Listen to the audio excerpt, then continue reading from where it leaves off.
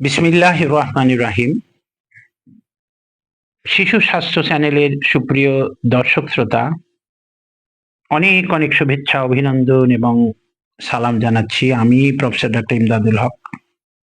আসসালামু আলাইকুম রহমতুল্লাহি ওয়া বারাকাতুহু। আমি একজন নবজাতক শিশু কিশোর রোগ বিশেষজ্ঞ। মায়েদের বাচ্চা বড় হওয়ার সাথে সাথে খাবার প্রশ্নটা চলে আসে, কি খাওয়াবে, কতটুকু খাওয়াবে, কখন খাওয়াবে। বিশেষ করে এই শীতের সিজনে ডিমটা অনেক বড় একটা কাজ করে খাবারের।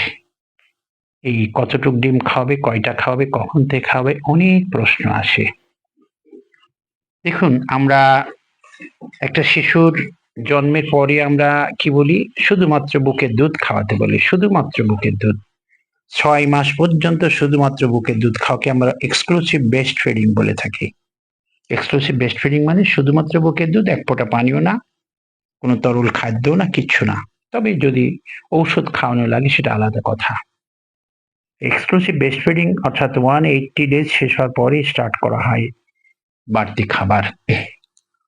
বাড়তি খাবার যতই বলে থাকি যে বাড়তি খাবার, মানুষের ধারণা বাড়তি খাবার বলতে প্যাকেটজাত খাবার বাইরে থেকে কিনে এনে খাওয়াতে হবে। এটা কি তারা বাড়তি খাবার মনে করেন? কালকেও ঠিক একই রকম একটা মাকে বুঝাই আমি শেষ করতে পারি না। তাকে ফ্যামিলি ফুড দেওয়া হচ্ছে, বাচ্চাটাকে দিচ্ছি, কিন্তু তার কথা আর বাড়তি খাবার কি খাওয়াবো? বাড়তি খাবার আর কি? এটাই তো বাড়তি খাবার। না, আরো বাড়তি খাবার বাইরে থেকে। তার কথা হলো একটু সুজি খাওয়াবে, একটু সাবু খাওয়াবে, একটু হরলিক্স খাওয়াতে চায়, আর নুডলস খাওয়াতে চায়। এটাকে তারা বাড়তি খাবার মনে করে। দেখুন, বাড়তি খাবার আমরা যেটাকে আহ ইংরেজিতে কমপ্লিমেন্টারি ফিডিং বা উইনিং ডায়েট বলে থাকি, এটাকেই বাড়তি খাবার। এটা সবসময় মনে রাখবেন। ফ্যামিলি ফুড যদি দিতে পারেন সব থেকে বেস্ট। পরিবারে যে খাবারটা রান্না হয়, মা যেটা খায়, বাবা যেটা খায়, অন্যান্য পরিবারের সদস্যরা যে খাবারটা খায়, সেই খাবারটাই বাচ্চাকে দেওয়া উচিত বলে মনে করি। এখন সেটা কিভাবে দেবেন, কতটুক দেবেন, কখন থেকে কয়বার দিবেন, এটাই হলো প্রশ্ন। আর তারপরে হলো ডিম কয়টা করে খাবে। আর এখন কোয়েল পাখির ডিমে বাজার ভরা। এখন কোয়েল পাখির ডিম নিয়ে সবাই ব্যস্ত। কোয়েল পাখির ডিম কয়টা খাবে? আর বাজারে যে ডিম পাওয়া যায় তাদের কথা, মায়েদের কথা হলো ওইটা তো লেয়ারের ডিম, ওইটা তো মুরগির ডিম না। আমরা মুরগির ডিম খাওয়াতে চাই, অর্থাৎ আমাদের দেশে যে মুরগি, দেশি মুরগি আছে, ছোট ছোট ডিম পারে, সেই মুরগির ডিম ছাড়া তারা বাচ্চাদের খাওয়াতে চান না। তো এই মুরগির ডিমটাও কিন্তু, যে লেয়ারের ডিম বলে না, যাই বলেন, সেই মুরগির ডিমটাও কিন্তু একই পুষ্টি। মানে যা কিছু আছে মুরগির ডিমে, এটাতেও তাই আছে। এটা নিয়ে ভয়ের কোনো কারণ নেই, আপনি এটা খাওয়াতে পারবেন। কি দিয়ে শুরু করা যায়? সব থেকে ভালো প্রথম খাবার হিসাবে আমাদের দেশে কলা কিন্তু অত্যন্ত সুস্বাদু এবং অত্যন্ত একটা পরিচিত ফল, অত্যন্ত পুষ্টিকর একটা ফল। সবার আগে যেহেতু বাচ্চাদের মুখটা, জিহ্বাটা সুইট টেস্ট বাডে ভরা, মিষ্টি খাবার অ্যাকসেপ্ট করার জন্য তারা রেডি। কলাটাকে স্ম্যাশ করে একটু করে যদি দিতে পারেন, দেখেন গিলে কিনা, খায় কিনা, ওয়াক করে কিনা। মনে রাখবেন, যখন নতুন কোনো খাবার দিবেন, সেই খাবারটা কিন্তু তার কাছে অ্যাকসেপ্ট নাও হতে পারে, বমি করে তুলে ফেলতে পারে। যে খাবারটাই দেন একটু ভয় পাবেন না। যদি একটু বমি করে, উকি করে, ওয়েট করেন, ওয়েট করে আবার দেন, দেওয়ার চেষ্টা করবেন। তবে কিছুক্ষণ ওয়েট না করে সঙ্গে সঙ্গে দেওয়ার চেষ্টা করবেন না, তাহলে বমি করে দিবে। পাকা কলা দিলেন, পাকা কলা সহ্য করতে পারলো। এরপরে যদি মনে করেন ডিম দিব, ডিমের হোয়াইট পোর্শনটা কিন্তু প্রোটিন, প্রোটিনে অ্যালার্জি থাকে, অনেক হতে পারে, প্রোটিনে অ্যালার্জি থাকতে পারে। ডিমের কুসুম দিয়ে আগে শুরু করেন। সেটা ডিমের কুসুমটা একেবারে সেদ্ধ হতে হবে, কখনো কাঁচা দিতে যাবেন না। কাঁচার মধ্যে অনেক রোগ জীবাণু থাকতে পারে। ডিমটা যদি খেতে পারে, পুরা ডিমটাই দেওয়ার চেষ্টা করেন। সাদাটাও দিতে পারেন, হলুদটাও, দুইটা একসাথে দিতে পারেন। ডিমটাকে কিভাবে খাওয়াবেন? একটু তেলের মধ্যে একটা গোটা ডিম ছেড়ে দেন, একটা লাকড়ি দিয়ে আস্তে আস্তে ঘাটাঘাটি করেন, দেখবেন ছোট ছোট দানা দানা হয়ে যাবে। ছোট ছোট দানা একটু একটু করে দিন, বাচ্চা খাবে দেখবেন।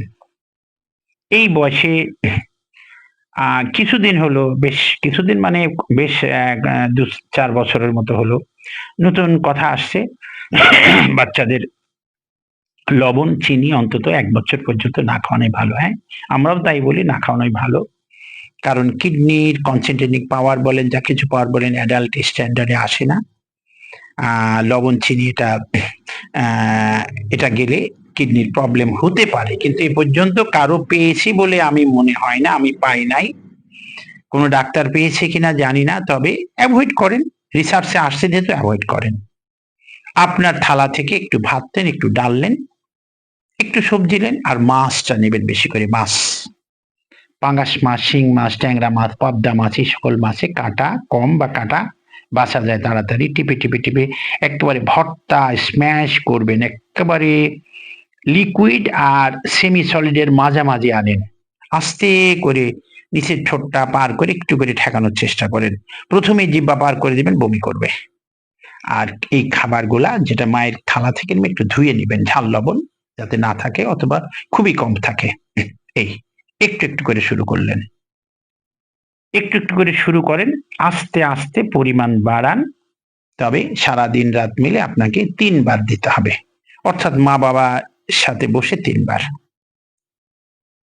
এরপরে আস্তে আস্তে পরিমাণও বাড়ান, একটু একটু সলিড বাড়ান, সেমি সলিড করেন, তারপর সলিড করেন। 1 বছর বয়স হয়ে গেলে কিন্তু বাচ্চাকে তার থালাতে বসে তার পানি আলাদা, থালা আলাদা, গ্লাস আলাদা, সবকিছু আলাদা করে বসায় দিয়ে দিবেন। নিজের খাবার নিজে যাতে খেতে পারে সেই ব্যবস্থা করবেন। এইটুকুই। 1 বছর পর্যন্ত খাবারটা কি করবেন, মায়ের বুকের দুধ আগে খাওয়াবেন, তারপরে খাওয়াবেন 3 বার। 1 বছর পার হয়ে গেলে তখন কি করবেন, মায়ের বুকের দুধের আগে খাবারটা দিবেন, তারপরে বুকের দুধ দেবেন। ঠিক আছে? আর এটা 5 টাইমস, অর্থাৎ সারাদিন রাত মিলে 5 বার দেওয়ার চেষ্টা করবেন। 5 বার। 3 বার তো ফ্যামিলি ফুড খাবে, আর 2 বার আপনি বাড়ির ভিতরে একটু স্ন্যাক্স তৈরি করেন। একটু আটা নেন, একটু ডিম নেন, হালকা করে একটু লবণ দেন বা যাই দেন, দিয়ে একটু একটু একটু করে ঘুটে তেলে একটু ভেজে নেন, সুন্দর হবে দেখবেন। একটু একটু করে দিয়ে দেন। কিচ্ছু নাই বাসায়, শুধু মুড়ি আছে, মুড়ি দিয়ে বসা রাখেন, একটু মুড়ি দিয়ে বসা রাখেন, তবু খাওয়ার অভ্যাসটা করুক। এখন ডিম, কোয়েল পাখির ডিম কয়টা করে খাবে? দেখুন, কোয়েল পাখির ডিমে খুবই সামান্য ক্যালোরি আছে, 15 ক্যালোরির মতো থাকে, 15-16 ক্যালোরি একটা কোয়েল পাখির ডিমে। তাইলে একটা মুরগির ডিমে, এভারেজ মুরগির ডিমে 60 থেকে 70 ক্যালোরি, তাহলে অবশ্যই আপনাকে 4টা দিতে হবে। 6 মাস পর থেকে ডিম দিতে পারবেন। ডিম অনেকে বাচ্চা বলে যে ডিম অনেক খেতে পারে, কোয়েল পাখির ডিম দিলে 8টা 10টা খেয়ে ফেলছে, এটা করতে যাবেন না, হঠাৎ পেটের একটু প্রবলেম হতে পারে। 4টা দিলেই যথেষ্ট। আদার্স খাবার তো খাচ্ছেই, বাচ্চার বাড়ন সবকিছু মিলে দেখবেন গ্রোথ, ডেভেলপমেন্ট, এভরিথিং ঠিক আছে কিনা একটা ফ্রিকোয়েন্ট ইন্টারভেলে যদি পারেন নিজেরা রপ্ত করে নেবেন, অথবা যদি কোনো শিশু বিশেষজ্ঞ থাকে তার পরামর্শক্রমে আপনি শুরু করতে পারবেন, এটা শুরু করবেন। এবং অবশ্যই তার গ্রোথ ডেভেলপমেন্ট দেখতে হবে, ওইটা দেখতে হবে। 6 মাসের একটা বাচ্চা অন অ্যান এভারেজ 6 কেজি কি 7 কেজি, অনেক যারা একটু হেলদি 8 কেজি পর্যন্ত ওজন হতে পারে। এবং 6 মাসের পরে ওজন বাড়ার রেট যে প্রথম 3 মাসে যতটুকু ছিল তার থেকে কিন্তু একটু কম বাড়বে, এটা মনে রাখতে হবে, এত বেশি বাড়বে না। তো খাওয়া দাওয়া যখন যেটা প্রিপেয়ার করবেন, অবশ্যই হাইজেনিক উপায় তৈরি করবেন।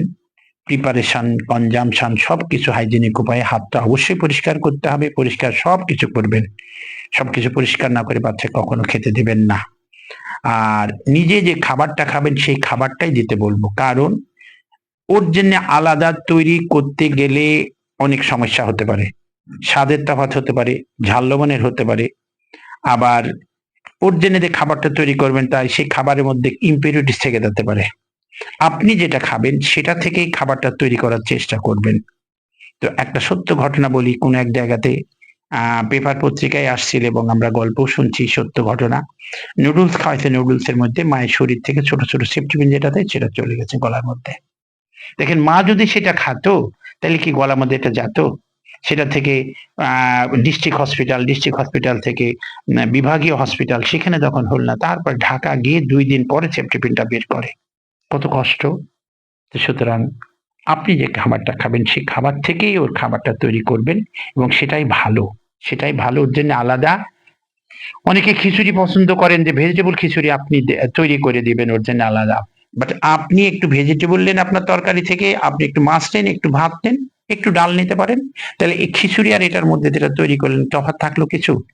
সুতরাং আপনার প্লেট থেকে, আপনার খাবার থেকেই একটু ওকে দেন, তাইলে দেখবেন সব থেকে সেটা ভালো হবে, পুষ্টিমানও ভালো এবং সেটা কোনো রকম নোংরা বা কোনো রকম বা মানে আনহাইজেনিক্যালি প্রিপেয়ার্ড না, এবং আপনি অবশ্যই এটা করবেন না। তো ঠিক আছে, আজকের মতো এখানে রাখি। পরবর্তীতে আবার কোনো ভিডিও নিয়ে ইনশাল্লাহ আপনাদের সামনে আসবো। সে পর্যন্ত আপনারা ভালো থাকবেন, সুস্থ থাকবেন। আল্লাহ হাফেজ। আসসালামু আলাইকুম ওয়া রাহমাতুল্লাহি ওয়া বারাকাতুহু।